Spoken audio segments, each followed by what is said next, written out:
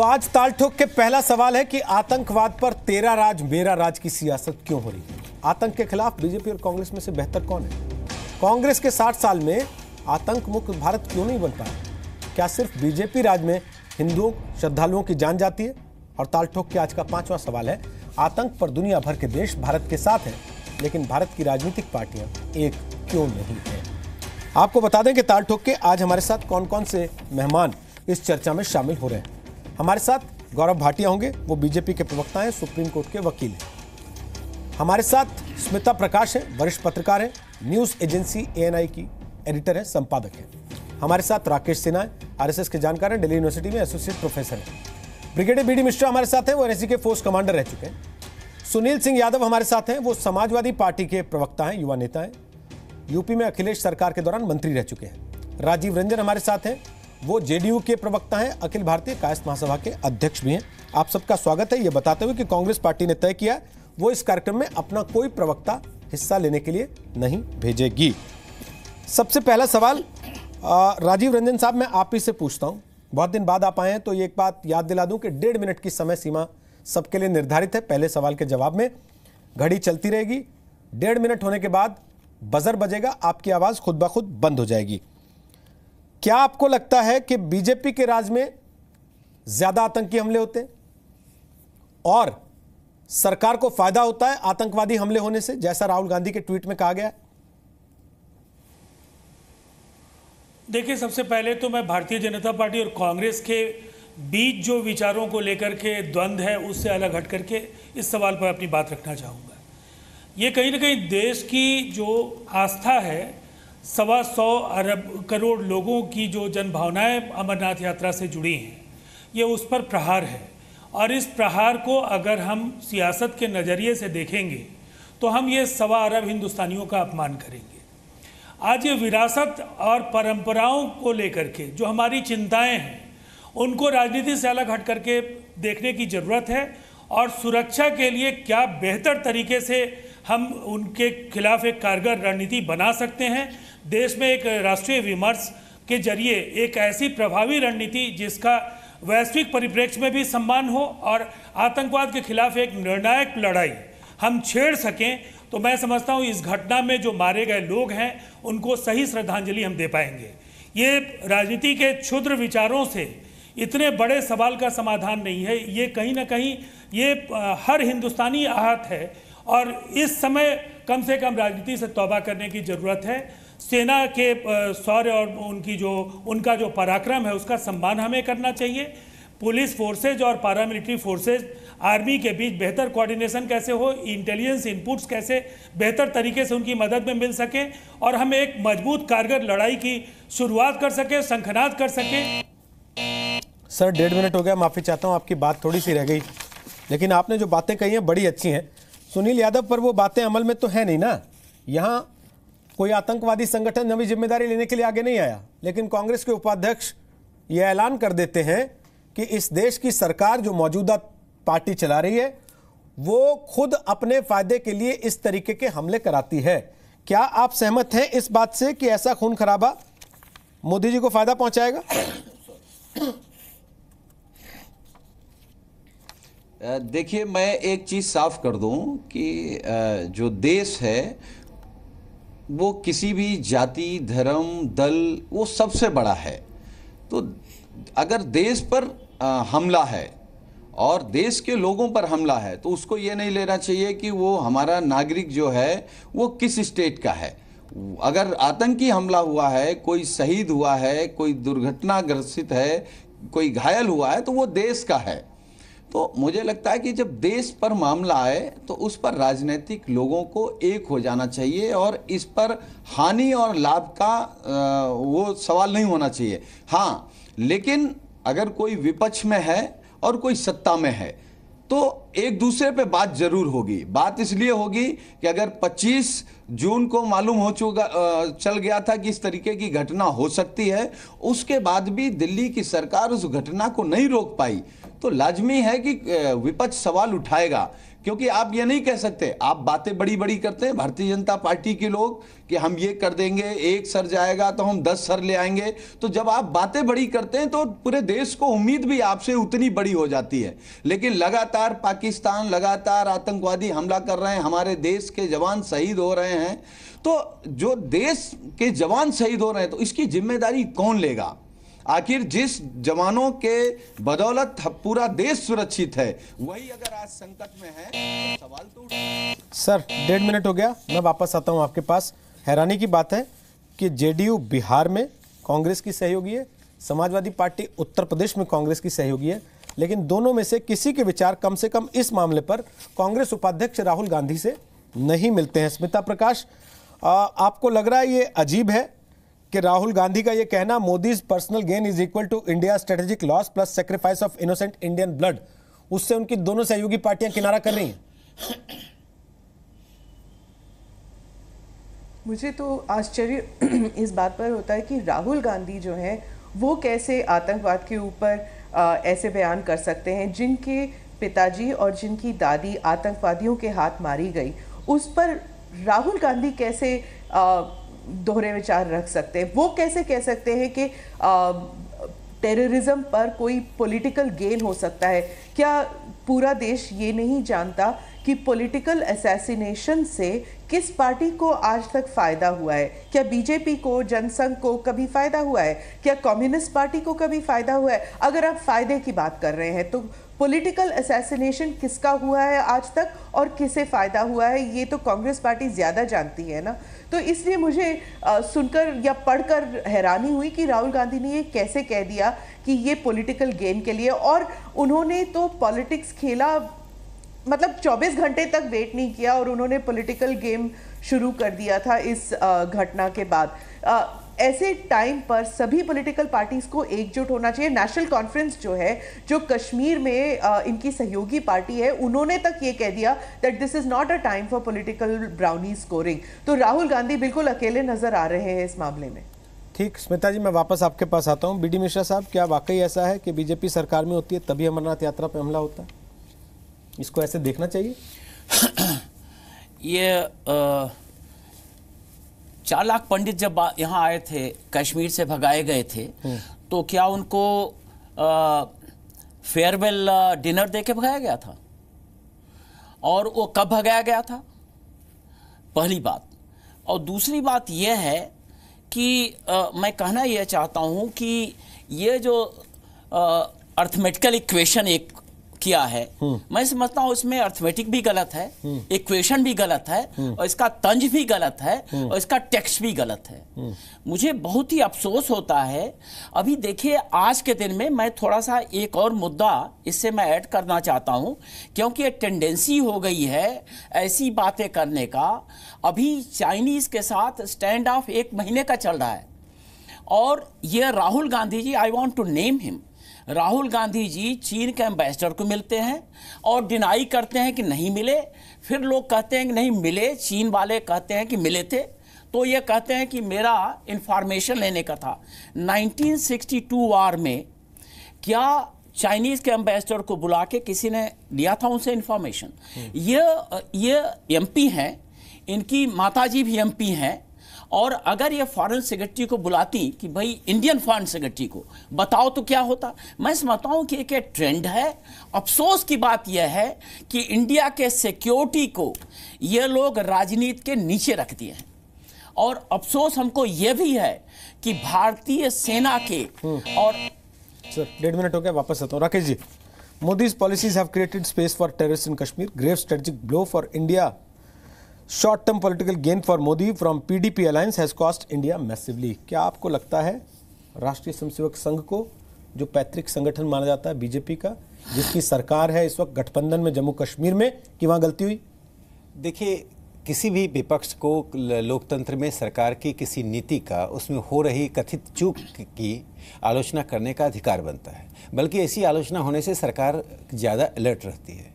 लेकिन आज जिस कथन को आपने उद्धृत किया राहुल गांधी का, वो 2 बातें दिखाता है। पहली बात, राहुल गांधी भारतीय राजनीति में सबसे लूज कैनन हो चुके हैं। दूसरा, जो कांग्रेस की लायबिलिटी थे, मैं ये शब्द उपयोग सच में नहीं करना चाहता था, लेकिन मैं 3 बातें बताऊंगा, लायबिलिटी थे, वो अब देश के लिए लायबिलिटी बनते जा रहे हैं। देखिए, जब भारत चीन की सीमा पर तनाव था तो चीन के कूटनीतिज्ञ से वो मिलने गए बिना विदेश मंत्रालय के ब्रीफिंग का। कोई मंत्री को नॉर्मल ड्यूटी काम में जाता है और आप एक विपक्ष के नेता होकर उससे मिलते हैं, ब्रीफिंग के बिना मिलते हैं, आपका कौन सा शब्द चीन को क्या अनुमान देगा, इसकी कल्पना आप नहीं कर सकते। विकीलीक्स को उन्होंने जो कहा था कि भारत को इस जिहादियों से खतरा नहीं है, अलकायदा से खतरा नहीं है, हिंदू टेररिज्म से खतरा है।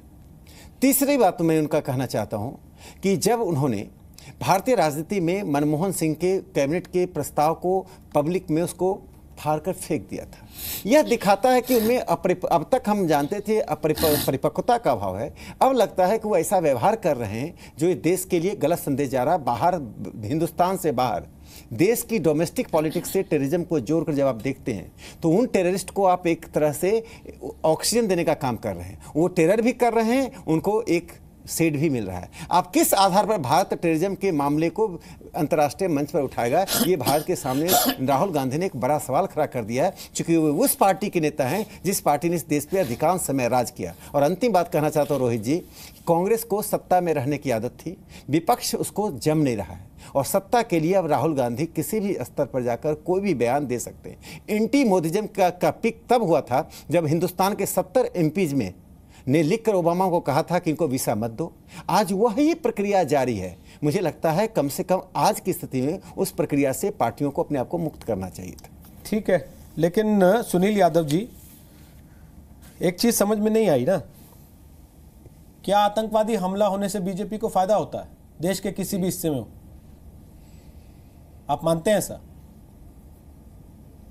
देखिए, मैं ये कह सकता हूं कि जब आतंकवादी कोई हमला देश पे करता है तो उसमें केवल देश का नुकसान होता है।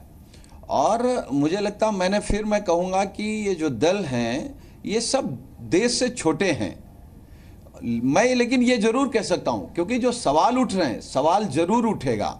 अगर मैं कह रहा हूँ कि आज हमने सुना है कि आरएसएस के प्रमुख मोहन भागवत जी ने आज कहा कि नरेंद्र मोदी जी कमाल कर रहे हैं। भाई, कैसा कमाल कर रहे हैं?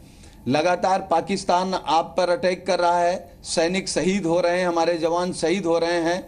चाइना आग दिखा रहा है, हमारे सैनिकों से धक्का मुक्की कर रहा है। वो तो हमारे सैनिक ऐसे हैं जो सब कुछ बर्दाश्त करके, क्योंकि देश के लिए बर्दाश्त कर रहे हैं। ऐसा नहीं कि उनका हौसला कम है। जिस दिन ये सरकार इशारा कर देगी, जिस दिन ये सरकार इशारा कर देगी, उस दिन हमारे सैनिक चाइना को भी जवाब देने में सक्षम है और पाकिस्तान को। ऐसा नहीं है, हमारी सेना इतनी मजबूत है भारत की कि वो दुनिया के किसी भी देश से लड़ने को तैयार है। अगर देश का अस्तित्व खतरे में है, कोई देश का, दुनिया का कोई देश ये ना समझे कि अब वो भारत को कमजोर मान करके उसको आंख दिखा सकता है। तो यहाँ कहीं ना कहीं नरेंद्र मोदी जी की, गृह मंत्री राजनाथ सिंह जी की कमी है, उसको स्वीकार करना चाहिए।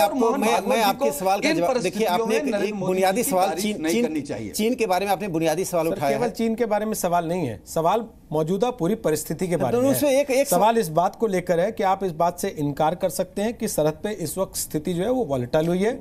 क्या आप इस बात से इनकार कर सकते हैं कि जम्मू कश्मीर में आपकी गठबंधन की सरकार होने के बावजूद अब परिस्थितियां कंट्रोल से बाहर जाती हुई दिख रही हैं? मैं दोनों का जवाब दे रहा हूं। देखिए, सरहद पे वॉलेटाइल इसलिए हुआ है कि जिस अरुणाचल प्रदेश पर चीन पिछले 2 दशकों से क्लेम कर रहा था और हमारी सरकारें उस पर मौन रहती थी, सिर्फ एक प्रेस स्टेटमेंट जारी करती थी, वहां पर माननीय आदरणीय दलाई लामा जी का जाना चीन को स्वीकार नहीं हो रहा है। यह भारत का असर्शन है कि यदि तुम चीन यदि सरहद पर आप करेंगे, हम असर्ट कर रहे हैं कि दलाई लामा जी जा सकते हैं। दलाई लामा जी पहले अरुणाचल क्यों नहीं गए थे? क्या दलाई लामा जी सिर्फ एक कार्यक्रम में अरुणाचल गए थे? यह अंतर्राष्ट्रीय राजनीति में चीन को दिया गया बड़ा संकेत था। सिक्किम में भारत की सेना बॉर्डर पर चीन को जवाब दे रही है। हम गलतफहमी में नहीं, अपनी सूचनाओं के अभाव का दुरुपयोग न करें। तीसरी बात मैं कहना चाहता हूँ कश्मीर में, रोहित जी, जम्मू कश्मीर में घटनाएं घट रही हैं, लेकिन उन घटनाओं को पर चूंकि कश्मीर में छोटी भी घटना घटती है तो उस पर 24 घंटे का डिबेट होता है। वही घटना उत्तर प्रदेश के जौनपुर में घटेगा तो डिबेट नहीं होगा।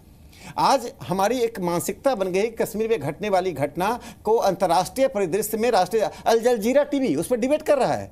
एक की मौत होती है और अंतर्राष्ट्रीय टेलीविजन उस पर डिबेट करता है।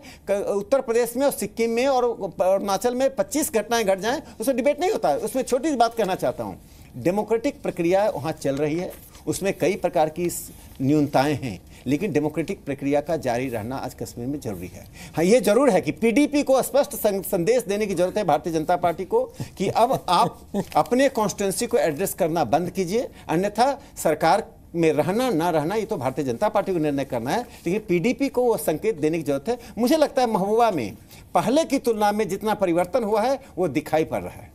आप राम माधव जी को क्रेडिट दे के भी निकल गए धीमे से आखिरी पंक्ति में, वरना आपको पता था मेरा अगला सवाल यही आएगा कि राम माधव जी अब तक महबूबा मुफ्ती को समझा नहीं पाएगा, इतने समय से आपने भेजा है। बहरहाल स्मिता प्रकाश, मैं आपके पास आऊँ उससे पहले मैं जल्दी से एक कमेंट जेडीयू से ले लेना चाहता हूँ। राजीव रंजन जी, क्या आप भी सुनील यादव की तरह राहुल गांधी के बयान से असहमत हैं? नहीं, इस बयान से सहमत होने का सवाल इसलिए नहीं उठता है कि अभी ये प्रासंगिक नहीं है। ऐसे सवालों पर हम देश के अंदर जो असहमति कई सवालों पर हो सकती है उसको सामने लाएं। जो सुरक्षा को लेकर के जो हमारी चिंताएं हैं और जो कश्मीर के हालात हैं, वो निश्चित तौर पर भारतीय जनता पार्टी और पीडीपी के जो साझा सरकार है उसके कार्यशैली पर सवाल जरूर खड़े करते हैं। लेकिन जो घटना घटी है आतंकवाद को लेकर के, अमरनाथ यात्रियों पर जो हमले हुए हैं, वो उसको लेकर के अभी इस तरह के बयान की ज़रूरत हम लोग नहीं महसूस करते हैं। अभी जो सबसे बड़ी ज़रूरत है, यात्रा जारी रहे, यात्रा में कोई विघ्न आगे नहीं आए, और कश्मीर में चाहे दुख्तराने मिल्लत हो, जमातुल दावा हो, चाहे हिजबुल मुजाहिदीन हो, इंडियन मुजाहिदीन हो, जो भी टेररिस्ट आउटफिट्स हैं उन पर बेहतर इंटेलिजेंस इनपुट्स के साथ आर्मी और पैरामिलिट्री फोर्सेज और वहाँ की पुलिस एक निर्णायक प्रहार करे। और पूरी तरह से मैं कह सकता हूँ कि आज जो देश में हालात हैं, जनता किसी भी तरह के राजनीतिक विभाजन के आधार पर इन सवालों पर कोई बीच का रास्ता नहीं चाहती है। आतंकवाद का सफाया हो और इसके लिए राष्ट्रीय विमर्श हो, सभी राजनीतिक दलों की सहभागिता सुनिश्चित करने की जिम्मेवारी भारतीय जनता पार्टी को लेनी चाहिए, लेकिन एक मजबूत, प्रभावी और जबरदस्त लड़ाई छेड़े जाने की जरूरत है और आतंकवाद के नाभि स्थल पर प्रहार करने की जरूरत है। इस पर कहीं बीच का कोई रास्ता नहीं है। उनके आइडियोलॉजिकल डिफरेंसेज हैं, पीडीपी और बीजेपी के ग्रासरूट पर एक स्पेस उन लोगों के डिफरेंसेस के मिले वहाँ, एक छोटा सा जो सेपरेटिस्ट आउटफिट्स थे उनको, लेकिन रास्ता ढूंढना भी पड़ेगा ट्रेजरी बेंच में रहने वाली पार्टी को। राजीव जी, एक सवाल का जवाब दीजिए। आप बात अच्छी कर रहे हैं, बहुत अच्छी बात कर रहे हैं। एक सवाल हम लोग विमर्श कर लें। ये बताइए कि जब आर्मी चीफ ने सिर्फ इतना ही कहा कि कश्मीर में अब ताकत की जरूरत है, उपयोग करने की जरूरत है, उन्होंने ये नहीं कहा कि हम इनोसेंट को मारेंगे। उन्होंने कहा आतंकवादियों के खिलाफ हमारी ताकत के उपयोग की जरूरत है, क्योंकि हमारी सेनाएं के साथ जिस ढंग से पत्थरबाज व्यवहार कर रहे हैं उसका जवाब देना पड़ेगा। और जिस गोगोई ने, मेजर गोगोई ने एक व्यक्ति को ढाल बनाकर इनोसेंट लोगों को मरने से रोका, आतंकवादियों को एक संदेश दिया, उस व्यक्ति को कोई क्षति नहीं हुई। उसको 10 लाख रुपए का पुरस्कार, चाहे सरकार जिसकी भी हो, मानवाधिकार आयोग जिसके अंदर हो। और उस मेजर गोगोई को जो ट्रोल किया गया, ट्रोल करने वाले सोशल मीडिया के लोग नहीं थे, ट्रोल करने वाले मुख्य धारा के राजनीतिक पार्टी के लोग थे। तो आप इस वातावरण में जो आप कह रहे, जिस तरह से फ्रांस लड़ रहा है आतंकवाद के खिलाफ, ब्रिटेन लड़ रहा है एक होकर, अमेरिका में रिपब्लिकन पार्टी, डेमोक्रेटिक पार्टी नहीं लड़ रही है, आपस में उनका मतभेद है, लेकिन आतंकवाद के सवाल पर एक हैं। फ्रांस में घटनाएं घटी, वहां की 2 बड़ी बड़ी पार्टियां जो एक दूसरे को देखना नहीं चाहती हैं, एक छोटी पार्टी जो सत्ता में आ गई, आतंकवाद पर एक हैं। भारत में राहुल गांधी इस तरह का बयान दे रहे हैं, हम उससे बच नहीं सकते उनकी निंदा करने से, कहने से कि इस तरह का बयान, देखिए एक छोटी पार्टी का कोई नेता बयान देता तो उसको इग्नोर किया जाता है। आप क्यों नहीं कहते हो लायबिलिटी बनते जा रहे हैं देश की राजनीति? राकेश जी, उनको पूरा अब जवाब सुनिए। राकेश जी, मैं एक बात जरूर आपको कहना चाहूंगा। पहले जो भी बातें कही गई हो या आज जो भी बातें कही गई हो, भारतीय जनता पार्टी को भी एक जिम्मेवारी लेनी पड़ेगी। अगर वहां आपके आइडियोलॉजिकल डिफरेंसेस का फायदा सेपरेटिस्ट आउटफिट्स को वहां मिला, उनको एक स्पेस मिला, मुफ्ती साहब के डेथ के बाद एक लोकप्रिय सरकार के गठन में जो विलंब हुआ, कश्मीर में आतंकवाद की जड़ों को मजबूत करने में उससे मदद मिली है। और उसके बाद जो वैचारिक विरोधाभास हैं, उन्होंने भी कहीं ना कहीं नुकसान देश का किया है।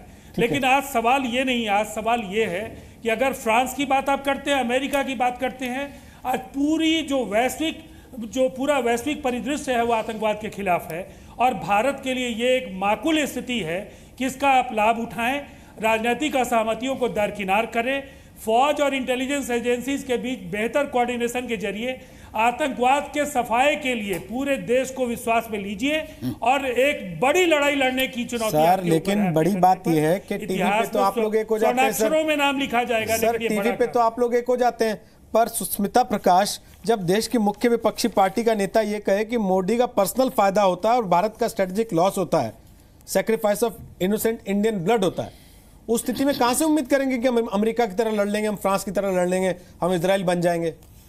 हमें तो कुर्सी पहले दिख रही है। नहीं, हमें अमेरिका और पेरिस की तरफ क्यों जाए, अमेरिका और फ्रांस की तरफ क्यों देखे? देखिए, जब ये कश्मीर में ये आतंकी हमला हुआ, यूजुअली जब ऐसे होता है ना तो पाकिस्तान उठ के खड़ा होके कहता है कि ये एक फॉल्स फ्लैग था, यानी कि आर्मी ने अपने आप ही अपने ही लोगों को मारा कश्मीर में, ये पाकिस्तान कहता है। लेकिन इस घटना के बाद पाकिस्तान तक ने ये नहीं कहा, पाकिस्तान की आईएसआई ने ये नहीं कहा कि ये फॉल्स फ्लैग है, उन्होंने कुछ नहीं कहा, कोई बयान नहीं आया पाकिस्तान की तरफ से। यहां तक कि लश्कर-ए-तैयबा ने क्रिटिसाइज किया, लश्कर-ए-तैयबा ने कंडेम किया इस अटैक को।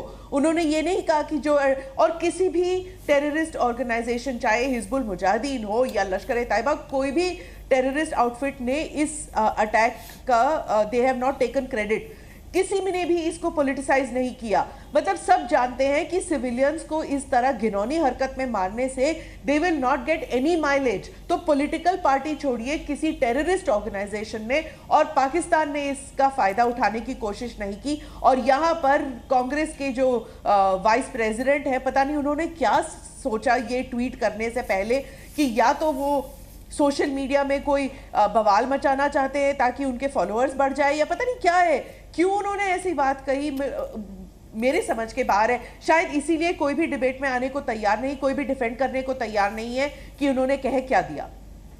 गौरव भाटिया हमारे साथ आ गए। इससे पहले हम बीडी मिश्रा साहब का कमेंट लें। गौरव भाटिया, इस बात को आप नकार नहीं सकते कि आपकी सरकार पूरी तरह से नाकाम रही। जम्मू कश्मीर में सारी सुरक्षा व्यवस्था होने के बावजूद आतंकवादियों ने अमरनाथ यात्रा को निशाना बनाया, और कांग्रेस का यह भी आरोप है, कांग्रेस के कुछ लोग लगातार ये बात कह रहे हैं कि जब जब बीजेपी सत्ता में आई है तब तब अमरनाथ यात्रा को निशाना बनाया गया।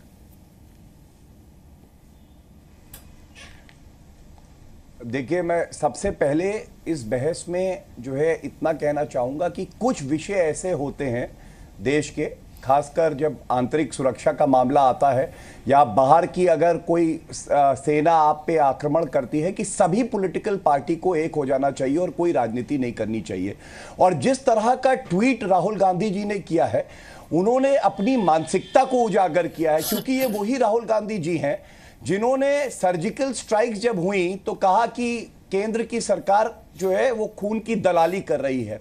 और राहुल गांधी जी को कुछ दिन पहले, मैं आपको बता रहा हूं, हम लोग पूरी तरह से सक्षम हैं कि पाकिस्तान को जवाब दें, हम लोग सक्षम हैं कि हम लोग आतंकवादियों को मार गिराएं, लेकिन सैफुद्दीन सोज कहते हैं कि अगर हम सत्ता में होते तो हम बुरहान वानी को जिंदा रखते, उससे बातचीत करते। उस पर राहुल गांधी जी ने कोई टिप्पणी नहीं की। और सबसे ज्यादा दुखद यह है कि जब अमरनाथ यात्रा में घटना हुई, और निर्मल सिंह ने भी कही थी। सर, आप भूल क्यों जाते हैं? इन्होंने तो 1 साल बाद कही, उन्होंने 1 दिन बाद कह दी थी बुरहान वानी को। देखिए, आप कहते हैं सैफुद्दीन सोज को पार्टी से क्यों नहीं निकाला कांग्रेस ने? मैं आपसे पूछ रहा हूं, आपने निर्मल सिंह और महबूबा मुफ्ती को क्यों नहीं हटाया? उनकी बातें सुन रहा था, मैं आपके एक एक सवाल का उत्तर दूंगा, और अगर आप संतुष्ट ना हो या जनता संतुष्ट ना हो तो आप बोलिएगा, मुझे सिर्फ समय थोड़ा दे दीजिए।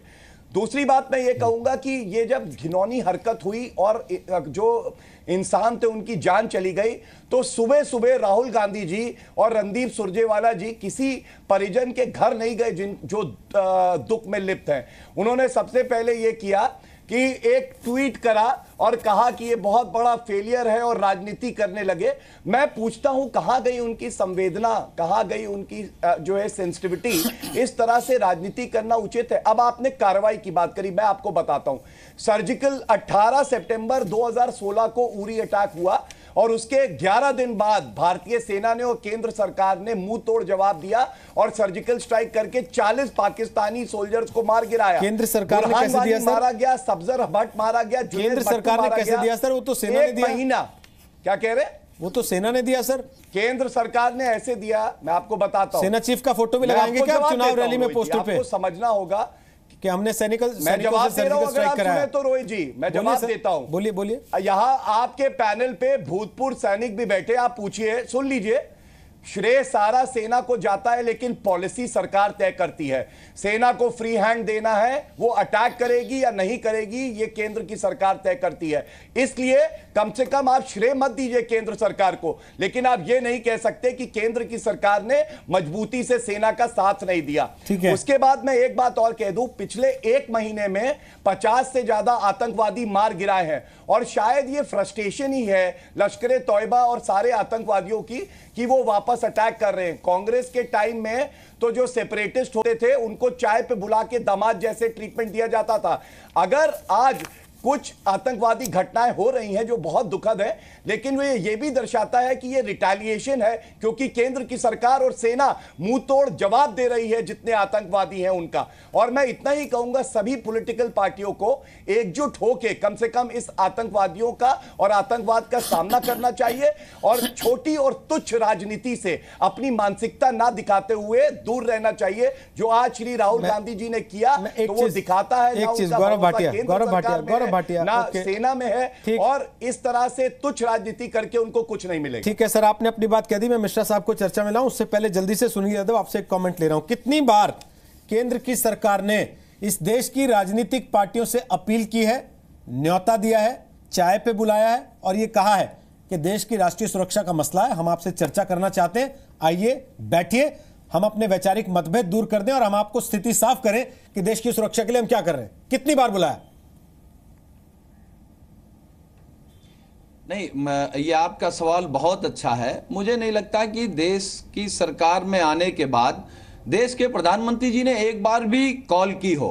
अभी गौरव जी बोल रहे थे, मैं गौरव जी से अगर ये पूछूं कि आप सर्जिकल स्ट्राइक की बात करते हैं, भारतीय जनता पार्टी का कोई भी नेता और सर्जिकल स्ट्राइक की बात करता है, उसको लगता है कि भारतीय जनता पार्टी का नेता ही गया था। मैं एक चीज पूछ रहा हूं, आपने चुनाव में कहा कि कोई एक मारेगा तो हम 50 मारेंगे। आप बता दीजिए, पहले आप ये तो बता दीजिए, आजम खान ने जो कहा था कि कोई भी मंत्री और हमारे से नहीं है केंद्र सरकार में, हमारे 2 के टाइम में उन्होंने कहा कश्मीर से एक मंत्री है। गौरव जी पहले सुन लीजिए, बताइए आपके नेता किस तरह का बयान लेते हैं?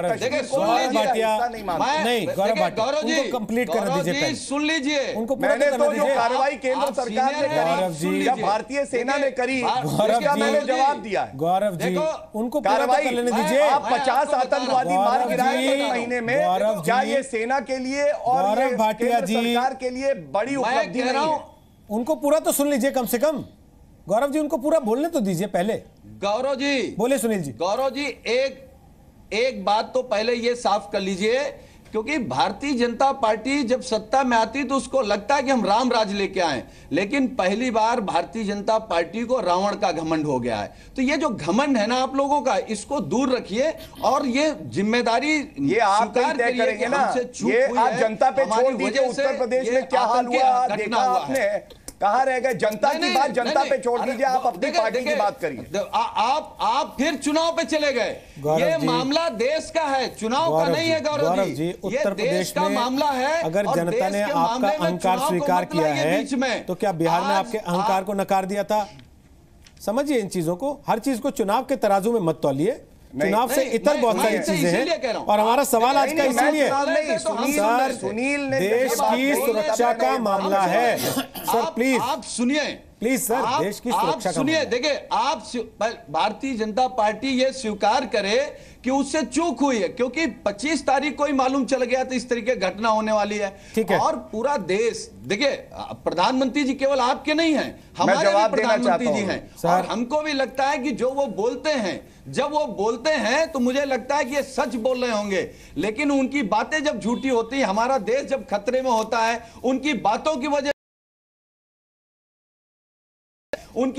वजह से जब हम बदला नहीं ले पाते, हम आतंकियों को मार नहीं पाते, हम पाकिस्तान को जवाब नहीं दे रहे हैं। नहीं सुनील यादव जी, आज पूरा सुनील यादव जी, मैं जवाब देना चाहता हूं। एक सेकंड जवाब देना चाहता हूं, मुझे समय दीजिए। गौरव जी एक सेकंड रुक जाइए। 100 आतंकवादी मार चुकी है सेना पिछले कुछ दिनों के अंदर अंदर, उसके बाद भी हम इस बात में उलझे हुए हैं कि हमारी सेना को फ्री हैंड नहीं है। क्या वाकई ऐसा है मिश्रा साहब?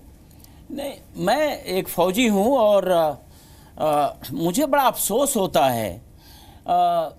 अभी जो वक्ता बात कर रहे थे, इन्होंने पहले कहा कि सैनिक ये सब बर्दाश्त कर रहे हैं, फिर सैनिकों की वहाँ पर जान जा रही है। ये जो रक्षा के बारे में हरूफ तहज्जी की तालीम दे रहे हैं, मैं नहीं समझता हूँ कि ये करेक्ट स्टेटमेंट हैं। पहली बात यह समझना पड़ेगा कि कश्मीर में आज वार सिचुएशन है, और कोई भी war situation it demands blood of patriots and we are patriot. हम पैट्रियट हैं, हम देशभक्त हैं और हम खून बहाने के लिए देश के लिए तैयार हैं, हम सैनिक हैं। मैं बताना यह चाहता हूं कि जो अभी बातचीत हो रही थी कि सेना यह बर्दाश्त कर रही है, मैं 2-3 पॉइंट क्लियर करना चाहता हूं। सेना ने 1947 में यह कहा कि 48 में यह कहा कि हम लड़ाई लड़ना चाहते हैं, हम उरी के बियॉन्ड जाना चाहते हैं। उस वक्त नहीं अलाउ किया उस वक्त की गवर्नमेंट ने। 1962 में सेना कहना चाहती है, सेना का यह स्टैंड था कि तैयार नहीं है क्योंकि हिंदी चीनी भाई भाई था। और श्रीलंका में सेना नहीं लड़ना चाहती थी क्योंकि वहां पर परिप्रेक्ष्य अलग था, वहां फोर्स किया गया। यह 3 सिचुएशन इंडिपेंडेंट इंडिया की हिस्ट्री में है, जबकि सेना के सजेशन के खिलाफ उस वक्त की सरकार ने आदेश दिए थे। इसके अलावा कोई नहीं है। अगर कोई सेना का यहाँ विचारक है या डिफेंस के बारे में ये बात कोई रिसर्च किया हुआ तो हमें बताए, पहली बात। दूसरा, मैं ये कहना चाहता हूँ कि ये जो अमरनाथ यात्रा का जो यात्री मारे गए हैं, अभी एक पैनलिस्ट कह रही थी कि इसका न तो क्लेम किया है किसी टेररिस्ट ऑर्गेनाइजेशन ने पाकिस्तान के, न तो आईएसआई ने किया है, न जनरल कमर जावेद बाजवा ने किया है, न पाकिस्तान के किसी सियासतमंद ने किया है। और इसका कारण एक ही है कि वो पूरा जानते हैं कि अगर कोई क्लेम करेगा तो इंटायर वर्ल्ड कम्युनिटी इनके पीछे आ जाएगी, क्योंकि तमाम देश इंक्लूडिंग इजराइल, अमेरिका, सब कहते हैं कि यहाँ पर दहशतगर्दी है। और दूसरा, मैं ये कहना चाहता हूँ कि अगर पाकिस्तान या नहीं कह रहा है, वहाँ के आतंकी संगठन नहीं कह रहे हैं, तो हमारे यहाँ के ये नेता क्यों ऐसी बातें कर रहे हैं। और एक बात मैं और कहना चाहता हूँ बिफोर आई फिनिश, कि ये जो जितने पीस लविंग लोग थे जो कि नॉट इन माई नेम, आज ये आतंक, आज ये जो हमारे मारे गए हैं श्रद्धालु यात्री, इनके लिए क्यों नहीं निकाल रहे हैं candle march? Not in my name क्यों नहीं हो रहा है? ये बताइए कि ये जितने लोग पैनलिस्ट बैठे हैं, ये नॉट इन माई नेम क्यों नहीं कर रहे हैं? Smita Prakash ji, not in my name क्यों नहीं हो रहा है, शायद आप बता पाए। और दूसरी चीज जो मैं आपसे पूछना चाहता हूं वो ये है, जो हमने बेसिक सवाल उठाया था, क्या वाकई बीजेपी के राज में आतंकी हमले ज्यादा होते हैं और कांग्रेस में कम हो जाते हैं? और इसको जैसे कांग्रेस देख रही है वैसे ही देखना चाहिए, या इसको फिर वाइस वर्सा भी देखा जा सकता है?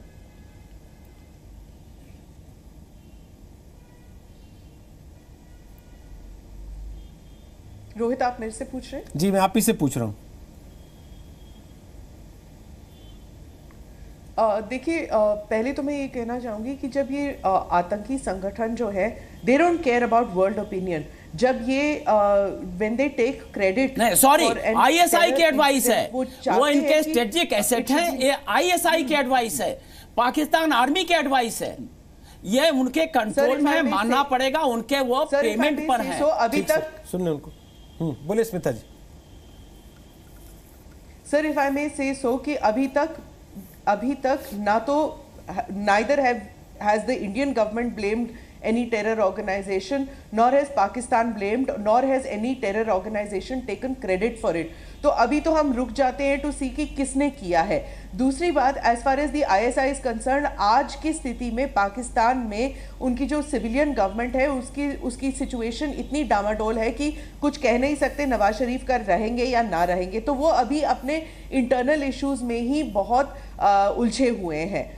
दूसरी बात रही रोहित, जो आप कह रहे थे कि नॉट इन माई नेम क्यों नहीं हुआ, that is true that as far as not in my name is concern, वो जो सारा कैंपेन था वो एक लेफ्ट लिबरल ग्रुपिंग जो है सिविल सोसाइटी या फिर जर्नलिस्ट जो थे उनमें देवर ऑर्गेनाइज। लेकिन जब आप कश्मीर के बारे में बात करते हैं तो वहां पर टेररिज्म का जो मामला होता है, टेररिज्म की जो डेफिनेशन होती है या फिर जो टेरर ऑर्गेनाइजेशंस जो होते हैं उसके बारे में देयर इज स्टिल डिबेट, क्योंकि nobody is able to come to a consensus. और इस बारे में this is a sad situation, होना चाहिए कंसेंसस लेकिन नहीं है। और जब कंसेंसस नहीं होता इस बारे में, that is why there is dilution as far as criticism of terrorism या टेरर इंसिडेंट का कंसर्न।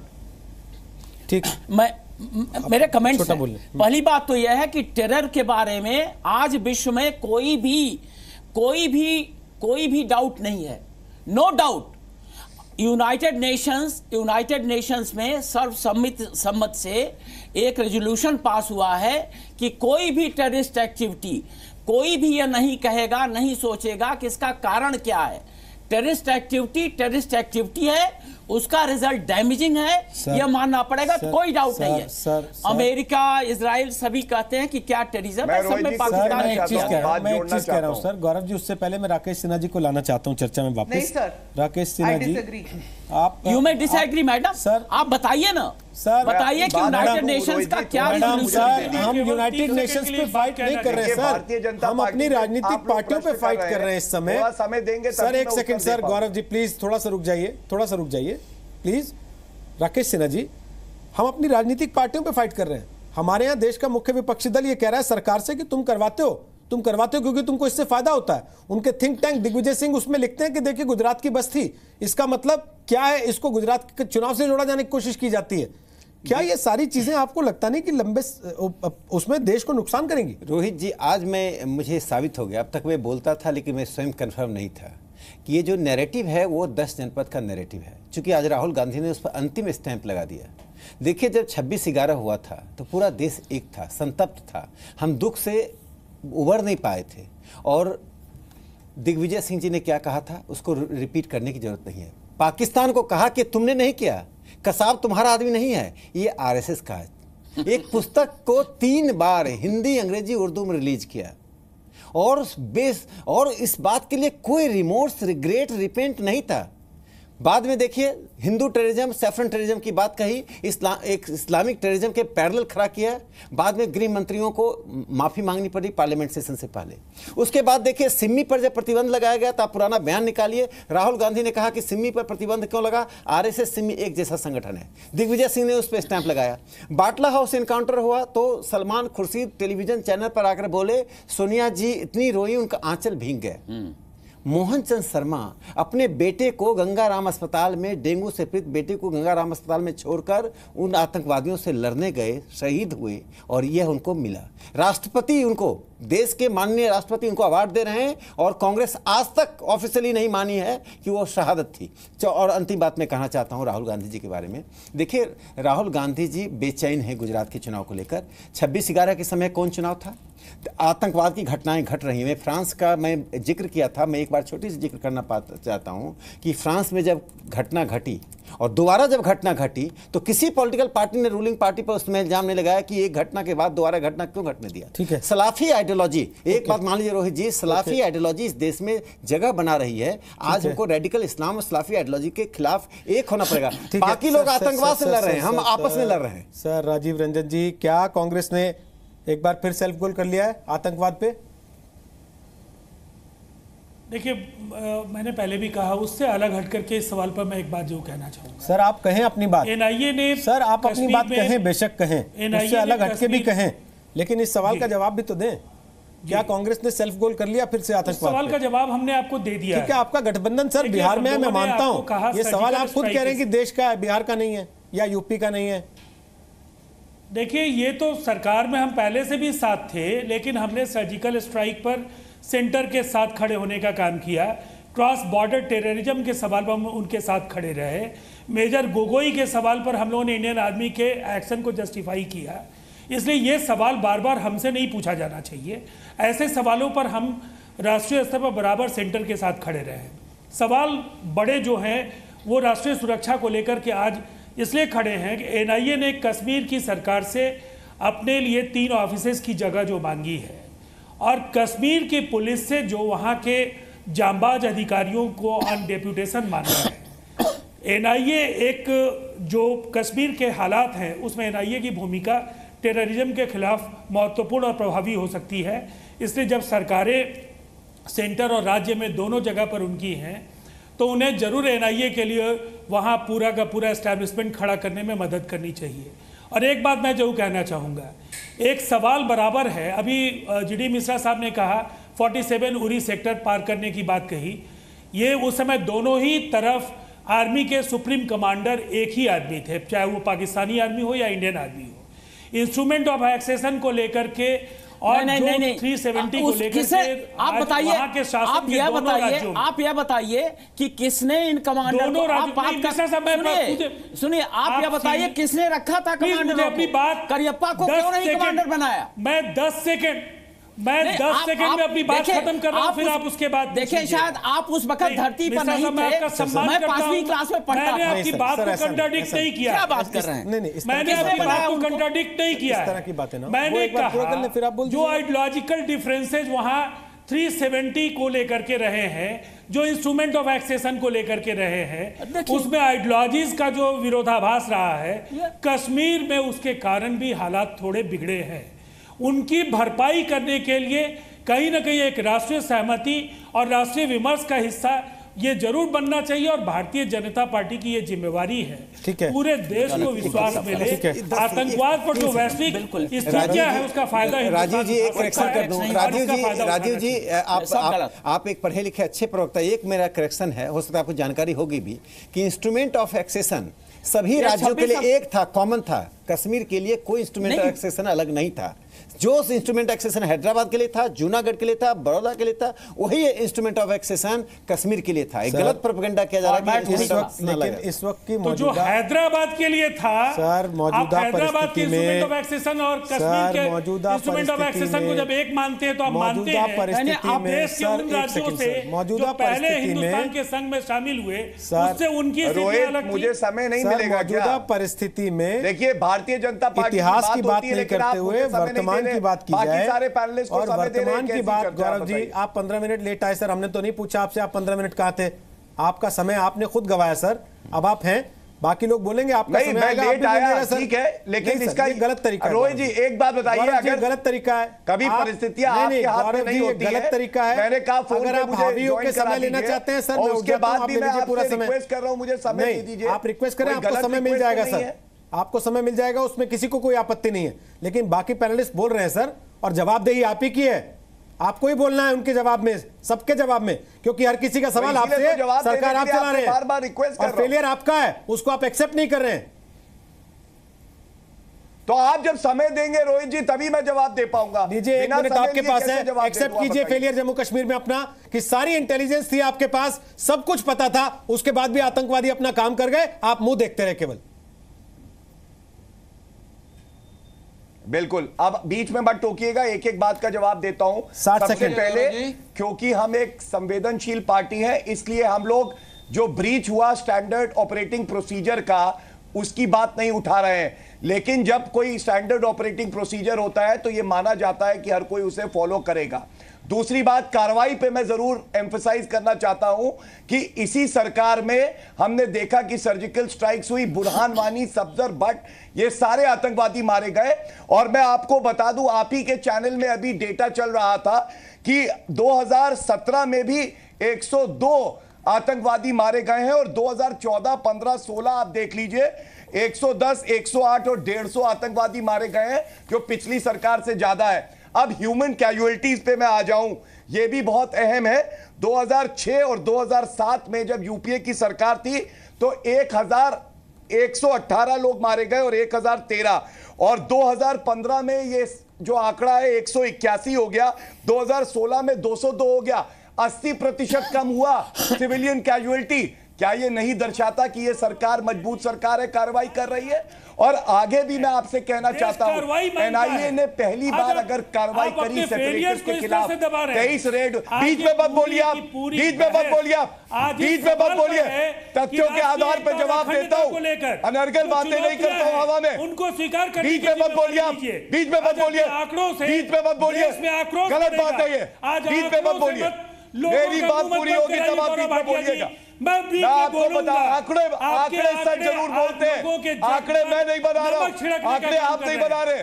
और ये सच्चाई है कि नरेंद्र मोदी जी की सरकार में क्योंकि कड़ी कार्रवाई हुई है तो जितने मिलिटेंट हैं उनको बौखलाहट होती है और बौखलाहट में वो ऐसे कदम उठाते हैं। लेकिन एक बात जरूर कहना चाहूंगा कि हम लोग ढूंढ ढूंढ के आतंकवादियों को मार रहे थे और आगे भी मारेंगे। जिन्होंने अमरनाथ यात्रा के यात्रियों के साथ इस तरह की हरकत करी है उनको घर से ढूंढ ढूंढ के मारेंगे। ये बात मैं आपको जरूर कहूंगा। ये जो कंटिन्यूअस आप बोल रहे हैं ये दर्शाता है कि कहीं ना कहीं आप भयभीत हैं। जो सत्य मैंने बोला आंकड़ों के आधार पर बोला, मैं चिल्लाया नहीं था। एक चीज मुझे जाननी है सर, एक चीज मुझे जाननी है मारने के हो, सर, एक चीज मुझे जाननी है प्लीज गौरव जी। हमने गौरव जी आपने अपनी बात कह ली, अभी बचा हुआ है कुछ पक्ष में है? आपने अपनी बात कह ली गौरव जी या बचा है अभी? बिल्कुल, एक बात और कहना चाहूंगा। ठीक, जल्दी से कहिए। एक बात जरूर कहना चाहूंगा। जब कष्ट तब होता है जब बुरहान वानी जो मारा जाता है तो उमर अब्दुल्ला कहते हैं कश्मीर को नया हीरो मिला। दर्द तब होता है जब फारूक अब्दुल्ला कहते हैं कि कश्मीर किसी के बाप का नहीं है। दर्द तब होता है जब आजम खान कहते हैं कि कारगिल की जीत केवल मुस्लिम जवानों ने जीती। दर्द तब होता है जब अखिलेश यादव जी कहते हैं कि गुजरात से कितने लोग जवान मरे हैं। दर्द होता है। इस राजनीति को खत्म होना पड़ेगा। जब ये खत्म होगी, जब सारी पॉलिटिकल पार्टीज इंटरनल सिक्योरिटी के मैटर में होंगी, उनसे कह रहे थे कि ये भयभीत हो जाते हैं। वो तो बुरहान वानी पे भी आपके साथ थे, वो अमरनाथ यात्रा पे भी आपके साथ हैं, वो सर्जिकल स्ट्राइक पे भी आपके साथ थे। उन्हीं को आप कहते हैं कि आप भयभीत हो जाते हो, आंकड़े बताते हैं। तो कहां से फिर देश में एक माहौल बनेगा? आप सर नरेंद्र मोदी जी, गौरव भाटिया एक सेकंड रुक जाइए। स्मिता प्रकाश लास्ट कमेंट ले रहा हूं, समय खत्म हो गया। ये जानता हूं कि आप समय को समझती हैं, अहमियत को उसकी, तो 30 सेकंड में अपनी बात कह देंगी। क्या आपको नहीं लगता कि सरकार को भी राजनीतिक पार्टियों को एक प्लेटफॉर्म पे लाने की एक पहल शुरू करनी चाहिए? ठीक है, जो बाहर रहेगा, जो नहीं आएगा उस पहल में, जो देश की सुरक्षा पे मसले पे एकजुट नहीं होगा, देश उसको पहचान भी लेगा कि भाई ये नहीं चाहते देश की सुरक्षा।